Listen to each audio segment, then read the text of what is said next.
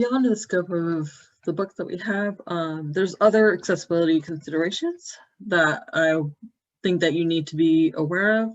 And so I pulled together a list based on several sources. So let's just go through these real quick.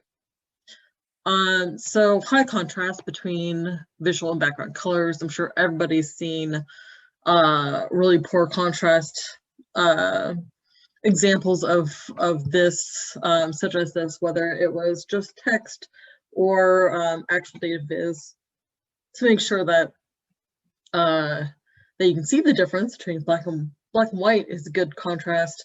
This like off, like this like gray kind of color, absolutely terrible, especially combined with the small font and the thinness of the letters with it too. It's just really hard to read. So stay away from low contrasts. Color should not be the only method of conveying information. This is called redundant coding. So, oops, didn't mean to click. In this example right here, you can see that the top one only uses color, which is cool for those of us who don't have any trouble differentiating between those. Here, they've added little arrows going up and down as redundant coding, and it actually makes the chart easier to read for everybody, which is good. That's what you want. But now it's not reliant on you to be able to see the colors for you to be able to see which ones are good, which ones are bad. A suggestion was to reduce the number of colors, especially non-ordered, by combining colors with symbols. Something like that is important when you have a lot of different colors going on. Like say you have like 12 categories of something. If you can cut that like in half by combining it with symbols, and what comes to mind is actually the go back all the way here to where we have different color or different categories such as fruit and vegetables. Fruit could be one type of symbol, and then vegetables could be a type of symbol, and that would help break up. And so instead of, and these aren't colors for a color chart, but like say that these were, instead of having 6 different colors, you could just have 3, and that can help to not have to differentiate between so many different colors. Again, check colors for color blind friendliness, or use known schemes friendly for color blindness.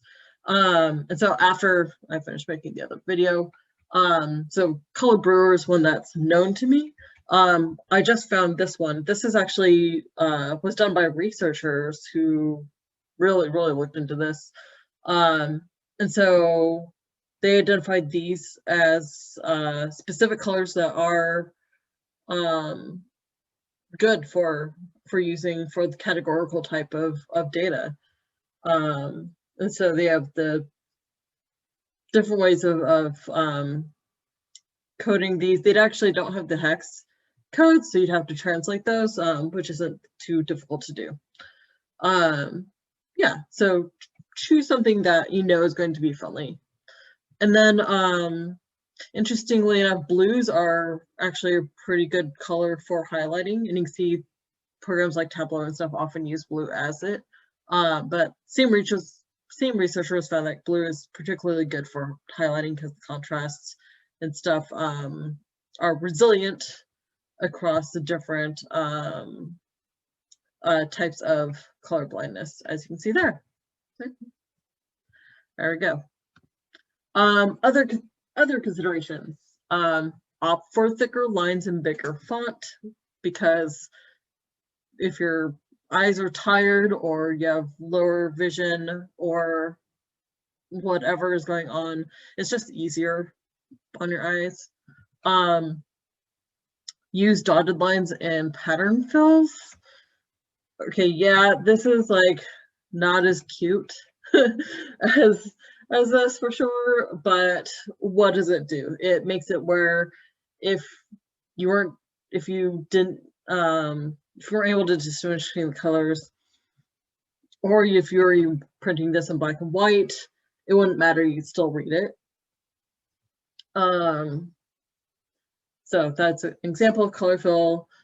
Talked about using dotted lines before. A lot of times this used to be used a lot. I tend to use the dotted lines combined with the colors to help make sure it's easy to read and pretty at the same time. One of the sites was suggesting to integrate the keys when possible, so doing this instead of this, instead of a traditional legend. And the reason for this is because you have to jump back and forth between the color and the interpretation. And so your eyes are going back and forth. And so, if you got a lot of colors like this, it's kind of hard anyways. Like, it's hard for me, like looking at the difference between Australia and others right there, the colors are so close together. And then like, if you're having to jump back and forth between the legend and the actual color, it's easy to just get messed up, especially if you're dealing with low visibility or anything like that. So if you can integrate them like that, that makes it easier for the user. And then to leverage white space. So little tricks like adding in lines between things like this, and that little micro white line can help with the visibility so much. So you don't want your colors to bleed into each other. So either make sure that you're using good solid lines between things like this or white spaces to make it just a little bit easier, just a little bit nicer for you. Okay, and I know there's a lot of things to think about. It's, that's why we're trying to be the professionals, right? Is to have all these in our back pockets. So we know when we're evaluating vizzes, like what could be done better. All of these things. These are the things that are applicable across systems that you'd be thinking about. Okay, last page of this. So as I said before, avoid unnecessary jargon and acronyms. If you can say it in simpler words, just do it. If you can't, then define things. Use alternative text to non-decorative visuals. A lot of platforms like Canvas are starting to integrate that in automatically, which is great. What you want to do is make sure that what you type out is going to be understandable to a screen reader. Provide text summary of the visualization. So if they have trouble with the viz, that they can read somewhere else, just an overview of what in the world you're trying to say. So obviously it's difficult if you have very complex data. So in that case, it's just basically pointing out the trends and patterns, whatever that story was that you're trying to point out, that.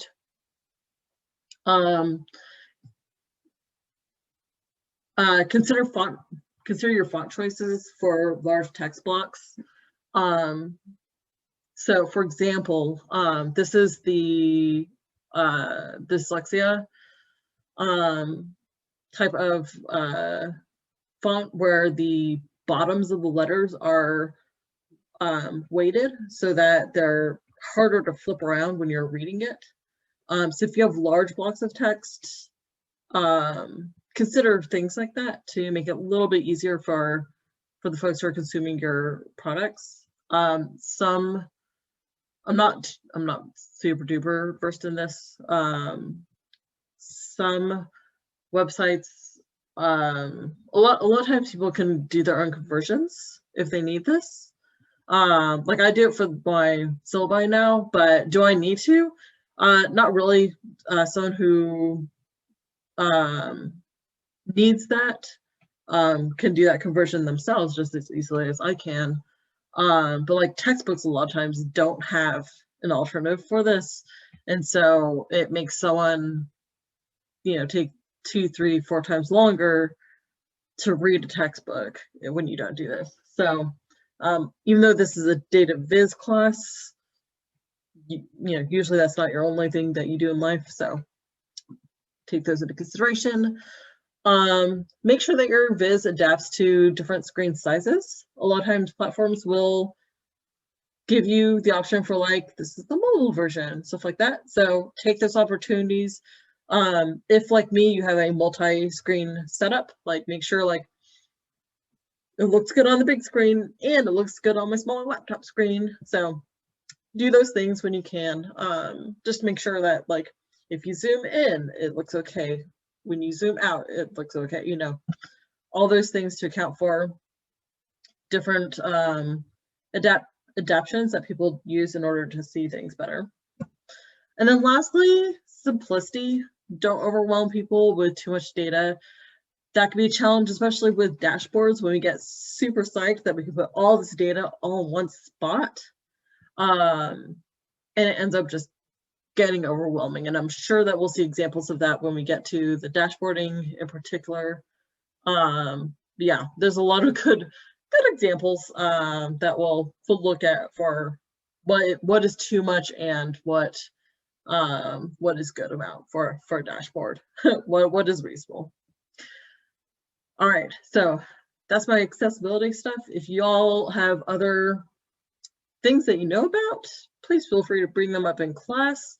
Even though this list was extensive, it is not encapsulating on every single thing possible. All right.